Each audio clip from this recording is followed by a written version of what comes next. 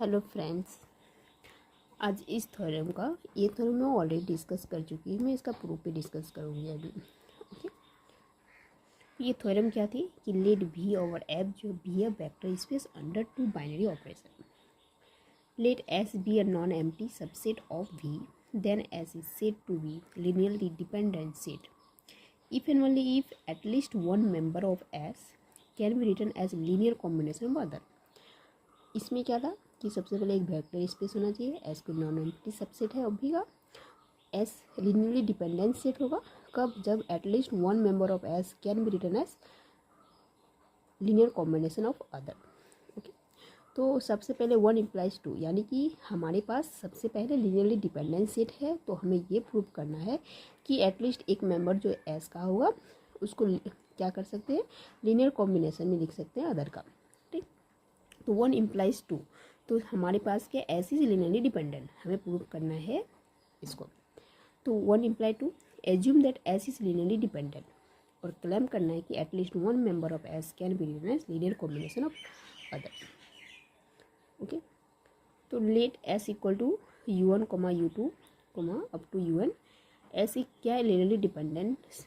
Set है, और dependent set यानी कि there exist I such that C I not equal to zero, यानी कि डिपेंडेंट सेट है इसमें, यानी कि ऐसे इसका जब लीनियर कॉम्बिनेशन में लिखेंगे तो लीनियरली डिपेंडेंट का मतलब क्या आता है, ऐसी सी आई एटलीस्ट ऐसा कोई सी आई एग्जिस्ट करेगा जो क्या क्या होगा, नॉट इक्वल टू जीरो होगा। ओके, तो एंड तो क्या है यहाँ पे c one you one plus C two, इसका लीनियर कॉम्बिनेशन लिखेंगे। ठीक, c one you one plus C two you two plus up to C I minus one u I minus one plus C i u I plus C I plus one u I plus one plus up to c N you N equal to zero. Okay, तो यहाँ पे क्या है, linearly dependent है, तो यहाँ पे ऐसे कोई आई है एग्जिस्ट है जो नॉट इक्वल टू जीरो है, तो क्या करेंगे, ये नॉट इक्वल टू जीरो है तो सी आई यू आई को इस साइड रख देंगे, बाकी सारे उस साइड डालेंगे, तो ये क्या जाएगा माइनस माइनस सबसे कॉमन ले लेंगे माइनस, तो क्या आ जाएगा c one you one plus C two you two plus up to C I minus one u I minus one plus i plus one u I plus one plus up to c N you N. Okay, तो यहाँ पे क्या है, सी आई है, जब इधर divide करेंगे सी आई से दोनों साइड, तो ये क्या आ जाएगा u I equal to minus one by C i, तो ये यहाँ c i c one u n plus C two you two, तो ये आ जाएगा। ओके, तो यहाँ पे क्या करेंगे, यहाँ पे जब सी आई से मल्टीप्लाई करेंगे माइनस वन बाई सी आई से सबके साथ मल्टीप्लाई कर देंगे, तो यहाँ पे क्या हो जाएगा माइनस सी वन बाई सी आई, यहाँ पे होगा माइनस सी टू बाई सी आई, इस तरह से आएगा। ओके, तो यहाँ पे क्या कर लेंगे, यहाँ पे जैसे सी वन है तो के वन मान लेंगे, C one by minus C one by C I को के वन मान लेंगे, जैसे यहाँ पे K J equal to minus C J by C I, जहाँ पे जे क्या है, J equal to one two up to I minus one comma I plus one up to N है। ओके, उसको के जे मानेंगे, यानी कि के वन इक्वल टू क्या हो जाएगा minus C one by C I comma के टू क्या हो जाएगा equal to minus C two by C J, sorry C I. Okay, तो उसको हम लोग क्या मान लेंगे, के वन के टू के आई माइनस वन के आई प्लस वन, इस तरह से के एन। तो ये क्या हो जाएगा, हम लोगों ने क्या जानते हैं कि हमारे पास क्या था कि एस एक लिनियरली डिपेंडेंट सेट था, तो हमें दिखाना था कि हम लोग एटलीस्ट एक मेंबर जो होगा उसको लीनियर कॉम्बिनेशन में लिख सकते हैं अदर का। तो हम लोग क्या यू आई को यू आई जो है लीनियर कॉम्बिनेशन में लिखा गया, किसके, इसके लीनियर को भी U one U two up to U I minus one plus U I plus one up to you N, इसके लीनियर कॉम्बिनेशन में लिखा गया है यू आई। ओके, अब टू इम्प्लाई वन, यानी कि हमारे पास क्या है, एज्यूम दैट कि at least one vectors can be written as linear combination of other, ये हमारे पास है। ओके, हमें प्रूव क्या करना है, क्लेम क्या करना है कि ऐसे जो है वो लिनियरली डिपेंडेंट सेट है। ठीक, तो let U I can be written as linear combination of other, तो लीनियर कॉम्बिनेशन में लिखा जाएगा अदर का, तो U I equal to C one you one plus C two you two, C one you one plus C two you two plus up to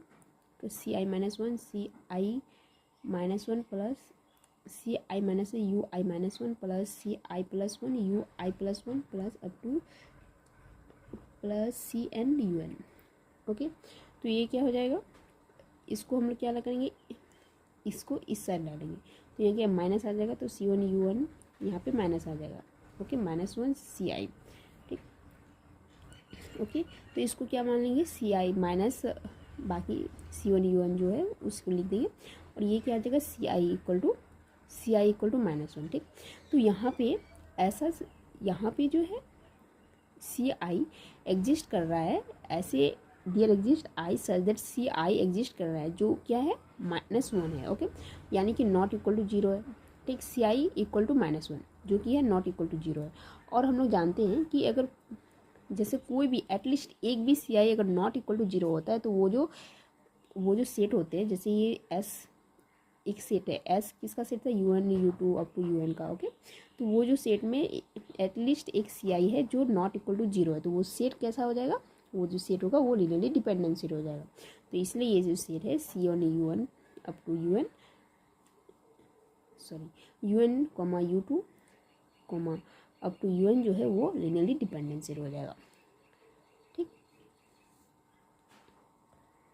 तो ये theorem जो है हम लोगों ने प्रूव कर दी कि वन इम्प्लाई टू और टू इम्प्लाई एन, यानी कि अगर ऐसा लीनियरली डिपेंडेंट सेट है तो हम लोग एक मेंबर ऐसा एग्जिस्ट करेगा जो किसी और के अदर लीनियर कॉम्बिनेशन में लिख सकते हैं, ठीक। इसको देखते हैं, एस इक्वल टू जीरो है, मतलब एस इक्वल टू जो एक एलिमेंट लिया गया वो जीरो लिया गया, ठीक। तो यानी कि यू इक्वल टू जीरो, इसको यू मान लेते हैं, यू इक्वल टू जीरो, ठीक। तो C dot U equal to zero, ऐसे इसमें ऑब्वियसली मैं इसको एक्सप्लेन कर चुकी हूँ, लेकिन इसको थोड़ा अच्छे से मैं एक्सप्लेन कर रही हूँ, ठीक। तो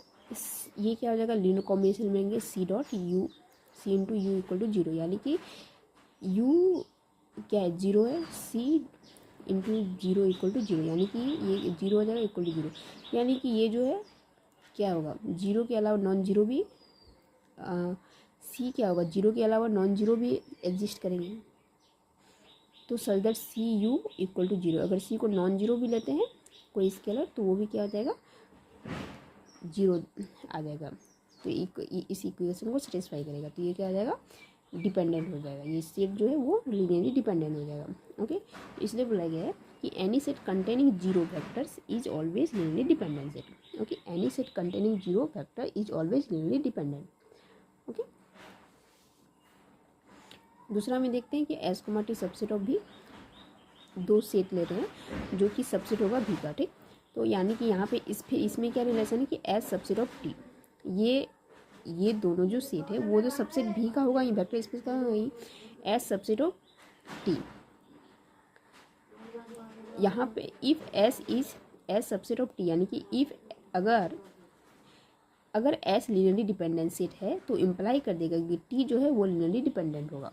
ओके, वो कैसे, मान लेते हैं कि एस में जो वेक्टर है वो U one U two U three up to you N है। ओके, तो इसका लीनियर कॉम्बिनेशन भी लग देते हैं, ठीक। और बी टी क्या है, सब सुपर सेट है इसका, तो सुपर सेट यानी कि उस वेक्टर के अलावा भी कुछ और वेक्टर हुई है, तो क्या आ जाएगा, U one U two U three up to you N V one comma V two up to V N. Okay, तो इसको लीनियर कॉम्बिनेशन में लिखेंगे, ठीक है, सारे जब इस सारे वेक्टर को टी के सारे वेक्टर को लीनियर कॉम्बिनेशन में लिखेंगे इक्वल टू जीरो करेंगे, तो ये जो हम लोग मान के चलते कि एस एक डिपेंडेंट सेट, यानी कि यहाँ से यहाँ के वेक्टर में जो है ऐसे कोई सी आई एग्जिस्ट करेंगे जो क्या है नॉट इक्वल टू जीरो होगा। तो यहाँ पे ऐसे आई एग्जिस्ट करेंगे जो क्या होगा, नॉट इक्वल टू जीरो होगा, क्योंकि ये सेट हम लोग मान के चलने की ये जो सेट होगा वो क्या हो जाएगा, एल डी सेट है। ओके, तो ऑब्वियस ही बात है कि सी आई एटलीस्ट एक सी आई ऐसे होंगे एग्जिस्ट करेंगे जो नॉट इक्वल टू जीरो है, ठीक। तो ये जो वेक्टर है, ये वेक्टर में यानी कि अगर ये क्या है, अगर सी I not equal to zero है, इसका मतलब ये जो वेक्टर है एटलीस्ट एक वेक्टर ऐसा एग्जिस्ट करेगा जो किसी और के लीनियर कॉम्बिनेशन में लिखा जाएगा, और वही वेक्टर से वो ये सारे वेक्टर जो है इस सेट में भी है, टी में भी है, तो T equal to you one U two U three up to you N, उसके अलावा भी वेक्टर है, लेकिन ये वेक्टर तो इसमें भी है, यानी कि ये वेक्टर में लीनियरली डिपेंडेंट वेक्टर तो आएंगे ही, तो इसलिए बोला गया है कि एस अगर लीनियरली डिपेंडेंट सेट है तो टी भी क्या होगा, लीनियरली डिपेंडेंट होगा, क्योंकि ये वेक्टर जो है इसमें भी आएंगे, क्योंकि ये सुपर सेट है तो बेसिक बात है ये इसमें भी आएंगे। ओके, तो इसीलिए ये सेट जो है, ये भी सेट भी लीनियरली डिपेंडेंट सेट हो जाएंगे। ओके, तो यहाँ पे क्या है, every super set of a L D set, sorry any super set of a L D set जो है, कोई अगर सेट एल डी है, ओके, उसका जो सुपर सेट होगा वो भी क्या हो जाएगा, एल डी हो जाएगा। इसको देखते हैं, S comma T subset of V, S subset of T है, मतलब ये दोनों सबसेट भी का है ये, और लेकिन एस और टी के बीच के जो रिलेशन है वो क्या है, एस सबसेट ऑफ टी। ठीक, S subset of T if T is L D, अगर टी को मान के चलते हैं कि अगर टी एल डी है तो एस जो होगा वो need not to be L D. ये अगर टी एल डी है तो ये जरूरी नहीं है कि एस जो हो वो भी एल डी होगा, लेकिन हाँ अगर एस एल डी है तो टी एल डी होगा। ठीक, तो यहाँ पे हम लोग if T is L D S need not to be L D. Example देखते हैं, अगर V equal to R square F equal to R, okay, अगर टी इक्वल टू 1,0 0,1 1,2, ये सेट कैसा है, एल डी सेट है। ठीक, अगर उसका एक सबसेट ले लेते हैं एस इक्वल टू, अगर सबसेट ले लेते हैं तो इसका सबसेट है 1,0 0,1, तो ये क्या है, सबसेट ऑफ टी है। ये जो सेट है कैसा सेट है, ये एल आई सेट है। ओके, ये 1,2 जो है इसके लीनियर, इस वेक्टर और इसके वेक्टर के लीनियर कॉम्बिनेशन में लिखा जा रहा है, और ये सेट जो है, ये वेक्टर जो है ये लीनियरली इंडिपेंडेंट वेक्टर है। इसलिए यहाँ पे बोला गया कि if T is L D S need not to be L D. Okay, तो ये ज़रूरी नहीं है कि वो एल डी होगा, एल आई भी हो सकता है, एल डी भी हो सकता है, लेकिन और ये बोल नहीं सकते कि एल डी होगा या फिर एल आई होगा, इसका भी कंफर्म नहीं दे सकते हैं। अगर मान लेते हैं कि इसी सेट को, क्योंकि सबसेट टी भी खुद एक सबसेट होता है, अगर उसी सेट को लें तो फिर एल डी भी आ जाएगा, तो बोल नहीं सकते कि वो जो उसका जो सबसेट होगा वो एल डी होगा या फिर एल आई होगा। ओके, इसको देखते हैं, एस इक्वल टू अगर यू वेक्टर आए और जो U not equal to zero है तो C U equal to zero, तो यहाँ पे यू जो नॉट इक्वल टू जीरो है तो क्या होगा, सी क्या हो जाएगा, इम्प्लाई कर देगा सी इक्वल टू जीरो। सी को जीरो होना होगा तभी इस इक्वेशन को वो सेटिस्फाई करेगा। ओके, तो यहाँ से एस क्या हो जाएगा, सी अगर इक्वल टू जीरो हो जाएगा तो हम लोग क्या जानते हैं कि वो क्या हो जाएगा, एस क्या हो जाएगा, एल आई हो जाएगा। अगर स्केलर जो अगर जीरो हो जाएगा तो वो S is linearly independent set हो जाएगा। ठीक, तो यहाँ पे क्या बोला गया है, any singleton set with non zero factor, ये सेट कैसा सिंगलटन सेट है, और ये जो यू जो है नॉट इक्वल टू जीरो यानी कि नॉन जीरो फैक्टर, ऑलवेज क्या होगा, वो लीनियरली इंडिपेंडेंट होगा। ओके, इसको देखते हैं, इसमें क्या है, S comma T subset of V है, if S subset of T and S is L I, अगर एस सबसेट ऑफ टी है और एस एल आई सेट है then T need not to be L I. अगर S L I set है, linearly independent set है, तो ये जरूरी नहीं कि टी लीनियरली इंडिपेंडेंट होगा। ओके, देख एग्जाम्पल देखते हैं, V equal to R square F equal to R, S equal to 1,0, ये कैसा है, एल आई सेट है। ओके, T1 एक लेते हैं, T1 इक्वल टू 1,0 0,1 3,4, इसका क्या है, टी क्या है, सुपर सेट है इसका, तो सुपर सेट में क्या लिख सकते, उस एलिमेंट के अलावा कुछ और भी एलिमेंट लेंगे तो 1, ले सकते हैं 1,0 0,1 और 3,4, तो ये जो सेट है कैसा, एल डी सेट हो गया। अब मान लेते हैं उसका और एक सुपर सेट ले लेते हैं, T2 इक्वल टू 1,0 0,1, तो एक सेट आ रहा है T1, एक एस का सुपर सेट, एक T1 भी है T2 भी है, एक एल डी आ रहा है, एक एल आई आ रहा है। ओके, तो इसलिए यहाँ पे अगर एस एल आई सेट है तो हम बोल नहीं सकते कि एस एल डी होगा या फिर एल आई होगा। ठीक, इसको देखते हैं, if S subset of T, if T is L I, अगर टी एल आई है then S is always L I. अगर ये सेट टी अगर एल आई सेट है तो ऑलवेज एस जो होगा वो एल आई होगा, यानी कि एवरी सबसेट ऑफ अ, अगर एस सबसेट ऑफ टी का है, टी है, अगर एस सबसेट ऑफ टी और एस अगर एल आई टी अगर इस एल आई सेट है तो एस ऑलवेज एल होगा, यानी कि every subset of L I set,